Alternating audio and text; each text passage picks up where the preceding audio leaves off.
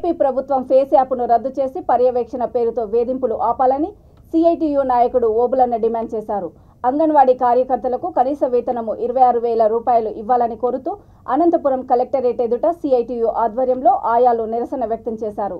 ఈ సందర్భంగా ఆయన మాట్లాడుతూ కల్పించాలని వేతనంతో కూడిన మెడికల్ లీవుల సౌకర్యము, బీమా సౌకర్యము కల్పించాలని కోరారు. 8 నెలల టీఏ బిల్లులను వెంటనే ఇవ్వాలని వారు డిమాండ్ చేశారు.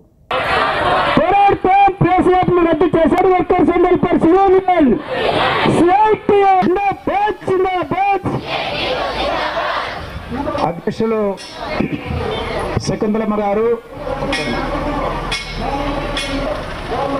మీటింగ్ అయ్యేంత వరకు దయచేసి కామ్రేడ్స్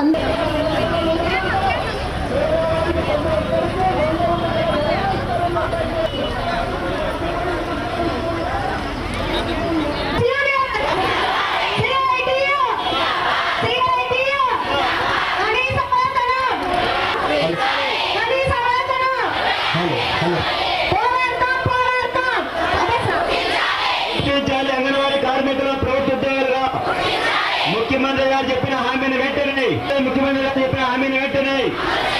అంగన్వాడీ కార్మికుల రద్దు చేయాలి. ఫేస్ యాప్ను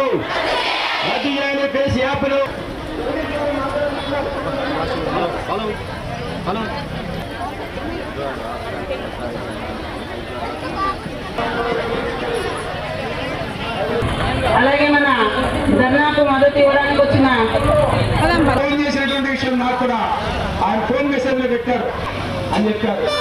అయ్యా జగన్మోహన్ అయితే అంత మంచి మనిషివి, అంత పెద్ద మనిషివి అయితే 8 సంవత్సరాలు వరకు అందుకనే జగన్మోహన్ రెడ్డి చెప్తున్నాం, నీవు చెప్పిన మాట అంగన్వాడీకి తెలంగాణలో కంటే నేను 1000 రూపాయలు ఎక్కువ ఇస్తానని చెప్పావు, ఎందుకు ఇవ్వలేదని చెప్తున్నాం. అదేవిధంగానే ఈరోజు రాజకీయ వేధింపులు, రాజకీయ తొలగింపులు పెరిగాయి. దీన్ని ఆపు. ఇది లేకపోతే భవిష్యత్తులో పెద్ద ఎత్తున ఉద్యమిస్తాం. ఉద్యమాల మీద లాఠీ ఛార్జీలు చేయించి ఈరోజు నిన్న ఉపాధ్యాయులు కానీ కార్మికులు కానీ ఉద్యమాలు చేస్తుంటే నువ్వు పోలీసుల ద్వారా నోరు మూయిస్తావా? అయ్యా, నిన్ను నోరు మూయించే కాలం వచ్చింది.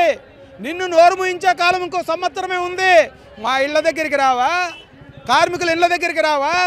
అప్పుడు చెప్తాం, నీవు నీ ఎమ్మెల్యేలకు చెప్తాం, మమ్మల్ని పోలీసుల ద్వారా నోరు మూయించిన మనిషివి నువ్వు రేపు పోలీసులతో వస్తావా?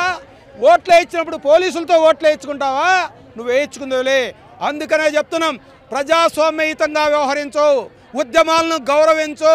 ఉద్యమాలు చేయడం అనేది మా హక్కు, రాజ్యాంగం నుంచి సమ్మె చేయడం అనేది మా హక్కు. అంగన్వాడీ ఉద్యోగులను వేధించడం సరైంది కాదు. వాళ్ళకు తెల్లవారుజాము నుంచి నోటీసులు ఇచ్చారు. అంగన్వాడీ యూనియన్ లీడర్లు ఇండ్ల దగ్గర నుంచి బయలుదేరుతుంటే పోలీసులు స్టేషన్లో కూర్చోబెట్టడం జరిగింది. ఇది దుర్మార్గమైన చర్య.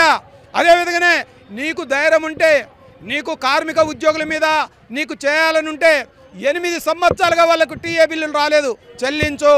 ఈరోజు కేంద్రం కూడా బడ్జెట్లో కోత పెట్టింది. ఈ కోత కాదు, బడ్జెట్ కూడా వ్యతిరేకంగా కూడా మేము ఉద్యమాలు చేస్తున్నాం. మా బడ్జెట్ను పెంచండి. ఐసిడిఎస్ ద్వారా దళితులు, వెనుకబడిన తరగతుల వాళ్ళు, పేదవాళ్ళు ఈరోజు కోట్లాది మంది పిల్లలు, ఆ పిల్లలకు పౌష్టికాహారం అందజేస్తున్నారు. అట్లాంటి దీన్ని మూసివేయడానికి ఈరోజు కుట్రలు జరుగుతుంది. జగన్మోహన్ రెడ్డి ఇప్పటికే విద్యను ప్రైవేటీకరణ చేశాడు. ఐసిడిఎస్ను కూడా ప్రైవేట్కి ఇచ్చి తన కార్యకర్తలకు ఇవ్వాలన్న భాగంగా ఈరోజు కుట్ర జరుగుతుంది. ఈ కుట్రను వ్యతిరేకిస్తాం.